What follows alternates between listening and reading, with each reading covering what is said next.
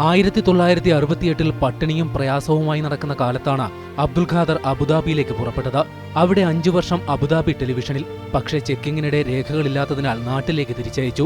കപ്പലിൽ നിന്നും അബ്ദുൽ ഖാദറിനെ ഇറക്കിവിട്ടത് ഇന്ത്യ പാക് അതിർത്തിയിൽ. ചാരനെന്ന പേരിൽ പാകിസ്ഥാൻ പട്ടാളത്തിന്റെ ജയിലിൽ 17 വർഷം. ഒടുവിൽ ജയിൽ പുള്ളികളെ പരസ്പരം കൈമാറുന്ന സമയത്ത് മോചനം. ആ സമയത്ത് വിവാഹം നടന്നു. അത് അധികകാലം നീണ്ടില്ല. ഒമാനിലായിരുന്നു പിന്നീടൊരു കാലം. അന്ന് ഏറെ സമ്പാദിച്ച് നാട്ടിലെത്തി. രണ്ടാം വിവാഹവും പരാജയമായി. ഖാദറിനെതിരെ കുടുംബ കോടതിയിൽ ഭാര്യയുടെ കേസ്. അധികം വൈകും മുമ്പ് ഭാര്യ തന്നെ കേസ് പിൻവലിച്ചു. ഒരു ദിവസം ബന്ധുവിന്റെ സഹായത്തോടെ പല രേഖകൾ ഒപ്പിട്ടു വാങ്ങിച്ച് 25 സെന്റ് സ്ഥലവും വീടും 60,000 രൂപയും ഭാര്യ തട്ടിയെടുത്തതായി ഖാദർ പറയുന്നു.